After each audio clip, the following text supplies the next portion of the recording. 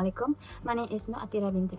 Today, we will be presenting our chemical health risk assessment conduct at the Food Instrumentation Laboratory.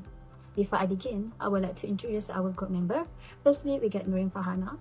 Second, Ayuni Hasana, and me, Nur Atira Binti Alias, Khadijah Izzati Binti Maliki, Aliana Juma, Wafa Aldina, and lastly, Siti Rauda Hasibun.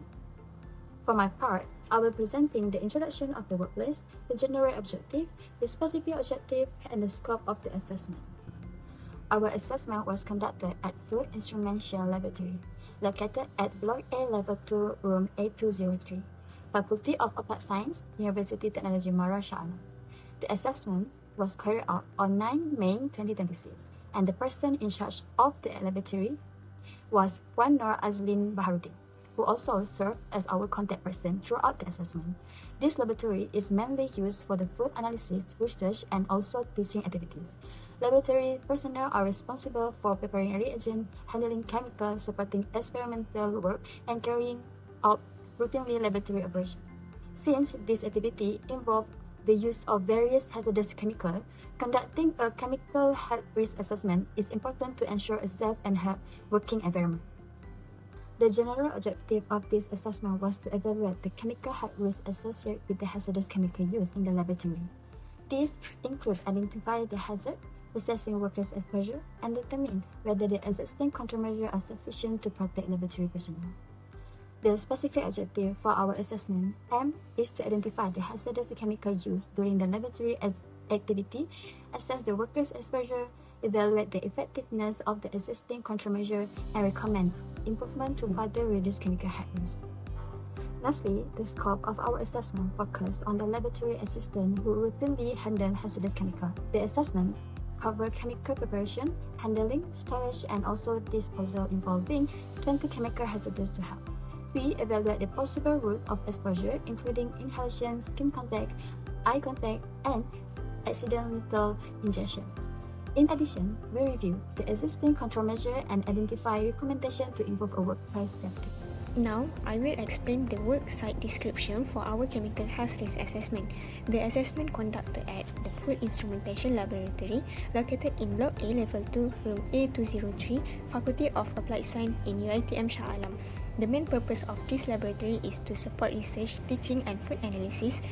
Student and laboratory personnel carry out practical experiment and analytical testing in the laboratory. The laboratory is equipped with several important facilities, including 2 chemical film hood, analytical balance, and laboratory bench.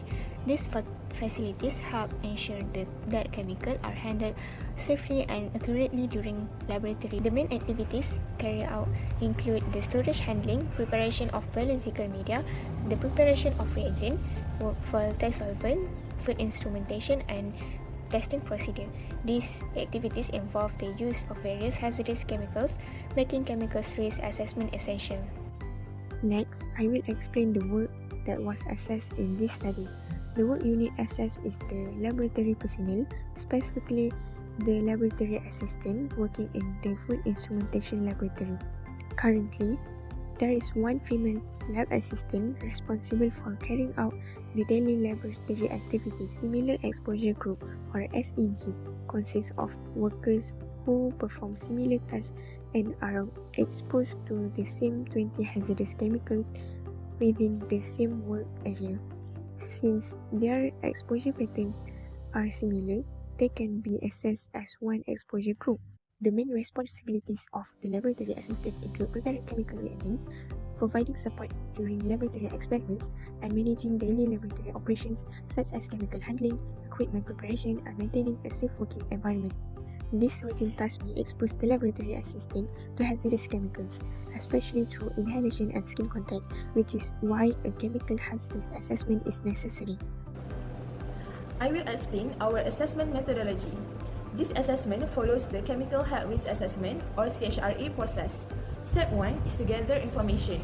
We collected information about the laboratory, the chemical use, the work activities, and safety data sheet, or we call as SDS.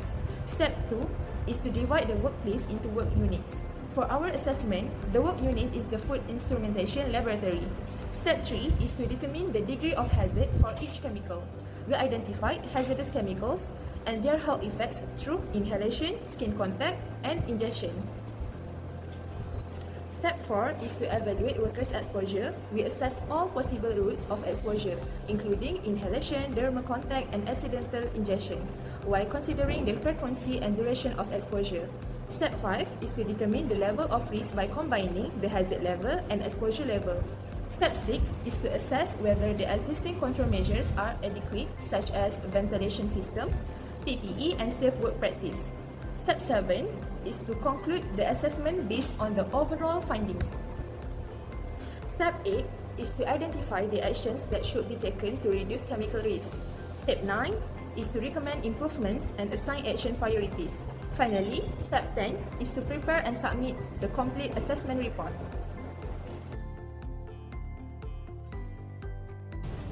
Now, I will explain Form A, which describes the work unit that was assessed.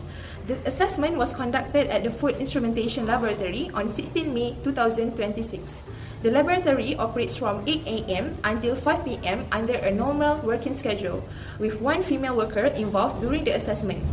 Based on the workers' feedback, there have been no serious health complaints so far. However, the worker experienced discomfort due to frequent exposure to strong chemical odor. There is also a possibility of abnormal exposure because almost 100 different chemicals are used in the laboratory and workers may be exposed throughout their working hours. The laboratory also involved the simultaneous use of multiple chemicals, which increase the possibility of mixed chemical exposure. Although ingestion is unlikely because eating and drinking are prohibited inside the laboratory, good personal hygiene must always be maintained. Some additional findings include both fume hoods being fully occupied during operations, the absence of a chemical storage cabinet, limited chemical handling training, continuous chemical exposure during work, and only one of the 2 emergency exit doors being usable. These findings show that improvements are needed to enhance chemical safety in the laboratory. Let's break down to the most critical hazardous ingredients on our list one by one to show how this parameter determine our final hazard rating HR on a scale 1 to 5. First, methanol. It is handled in a volatile liquid form. Its hazard classification is flammable liquid and acute toxicity.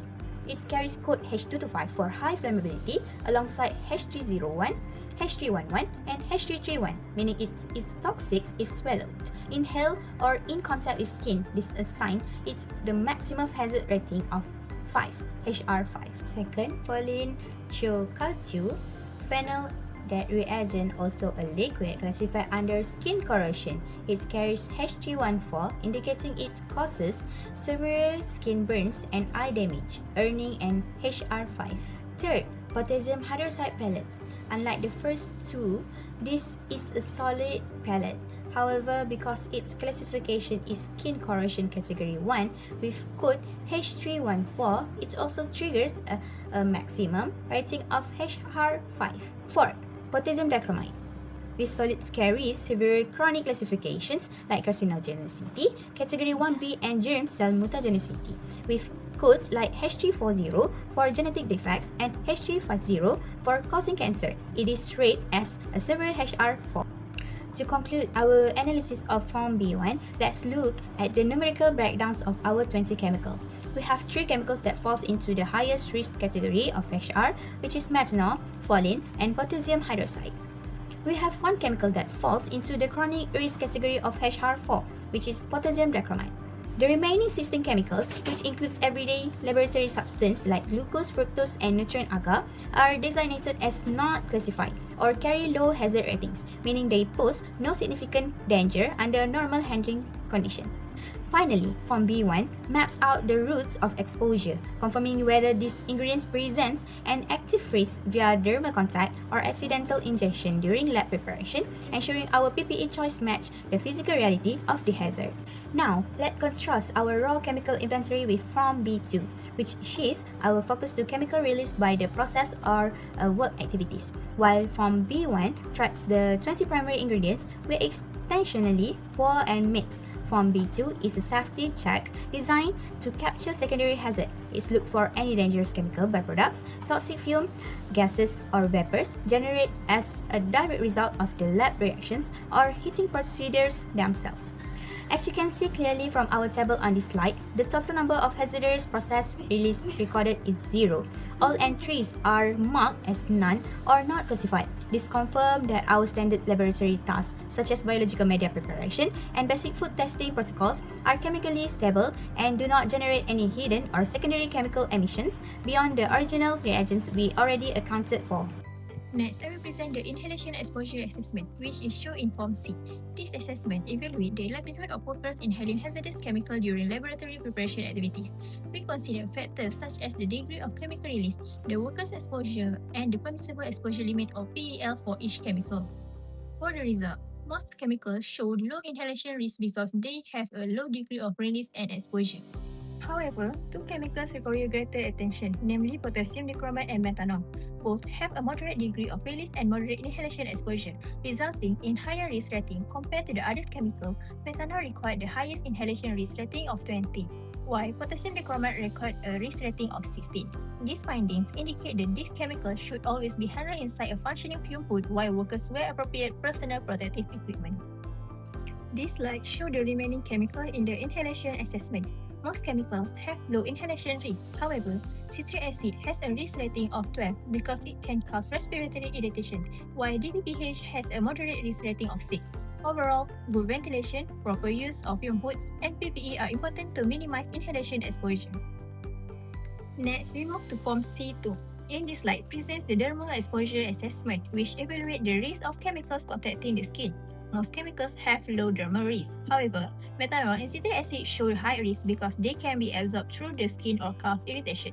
For Lynch-Shackelford's phenol reagents also has a moderate risk due to its corrosive properties. Therefore, workers should always wear gloves and lab coat when handling these chemicals. This slide shows the remaining dermal assessment results. 3,5-dinitro-salicylic acid has a high dermal risk because it is corrosive.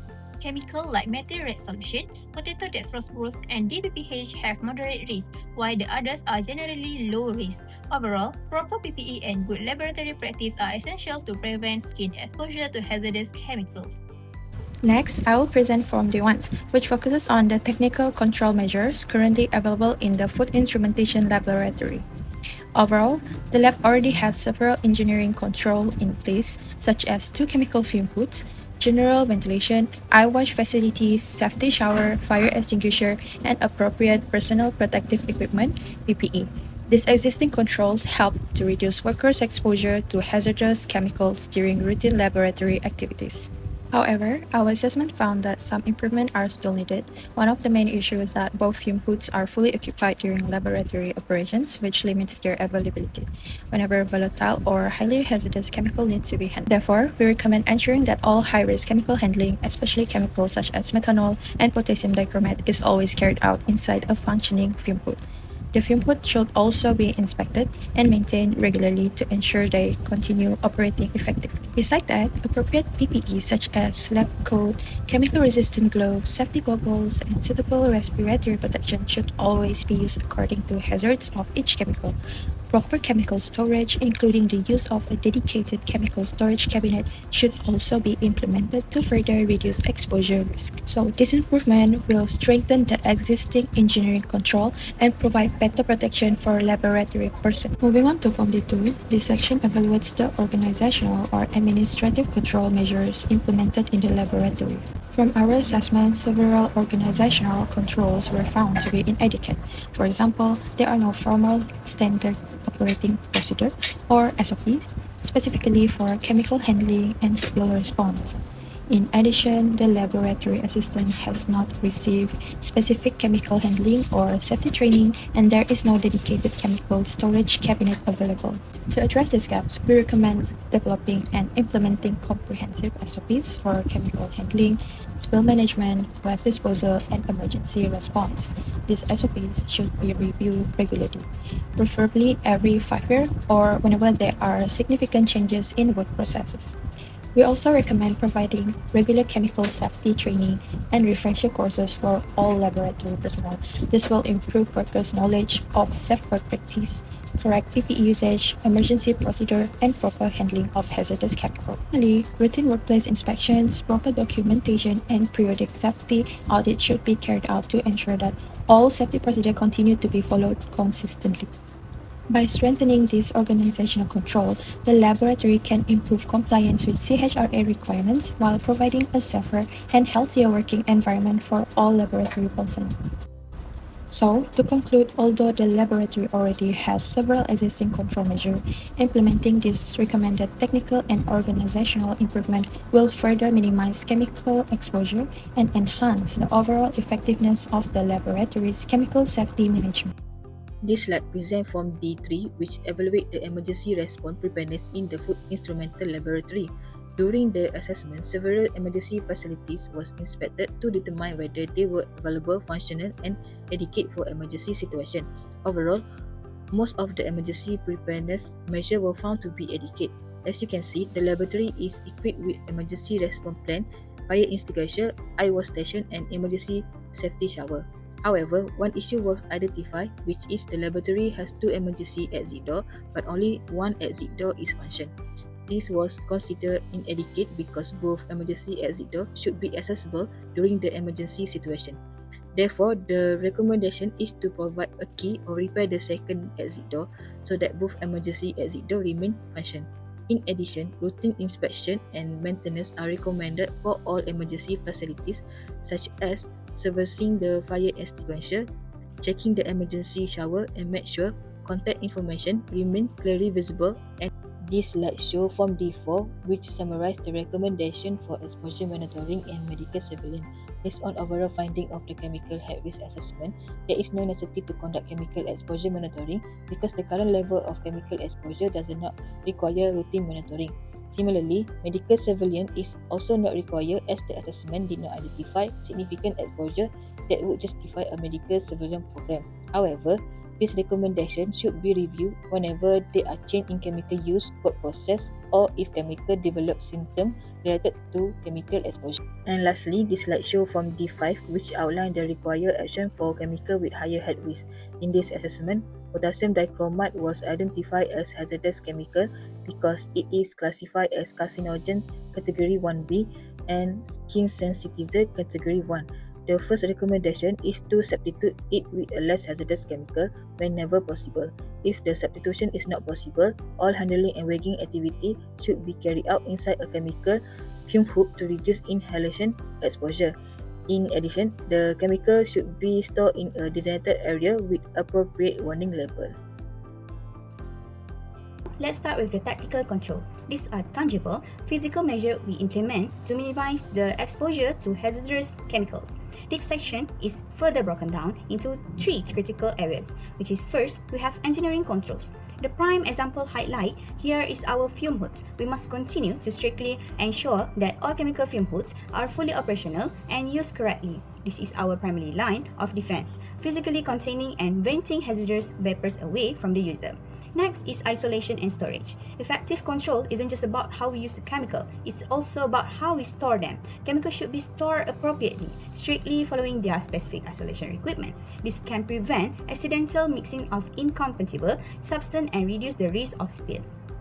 Finally, within the technical controls, we have personal protective equipment, or we call it as PPE. This is our last line of defense. The diagram reminds us that appropriate PPE, including the laboratory coats, military gloves, and safety goggles, must always be worn when handling chemicals, and that this equipment must be selected based on the specific chemical hazard.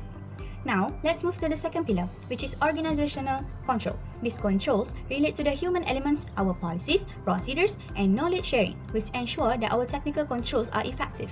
We focus on the three main areas here. First, documented and safety training is essential. Everyone must undergo specialized training in chemical management. This isn't just one-time event, it's an ongoing process to ensure proficiency and to reinforce best practice. This training must be documented to maintain compliance and a clear record of our capability. Second, the availability of SOPs and SDS. Standard Operating Procedures SOP and Safety Datasheet SDS must be immediately accessible to everyone. SOPs tell us exactly how to perform a task safely, while SDS provide crucial information about the specific hazard, handling instruction, and the emergency response for our every chemical in use.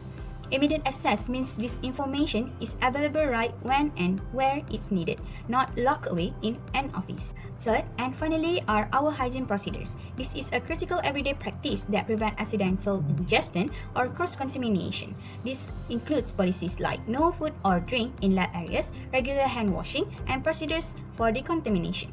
Hygiene procedures are simple yet powerful control that depends on everyone's diligent participation.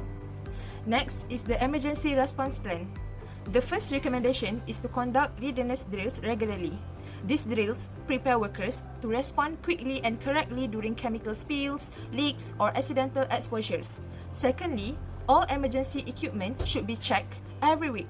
This includes eye wash stations, safety showers, fire extinguishers, spill kits, and first aid equipment. Regular inspections ensure that all emergency equipment is functioning properly and ready to be used whenever an emergency occurs. Having a good emergency response plan can reduce injuries, minimize chemical exposure, and improve the overall safety of the laboratory. To ensure workers' safety, exposure monitoring and medical surveillance should also be implemented. First is air monitoring. Air monitoring is carried out to measure the concentration of airborne chemical contaminants in the laboratory. This helps determine whether workers are exposed to hazardous levels of chemicals and whether the existing ventilation system is effective. Secondly, targeted medical surveillance should be provided for workers who are regularly exposed to hazardous chemicals. Regular medical examinations help detect any early signs of chemical-related health problems before they become more serious. And now I will explain the specific actions that should be taken to improve safety in the laboratory. First, when handling powder chemicals, proper dust control should be used to reduce dust in the air.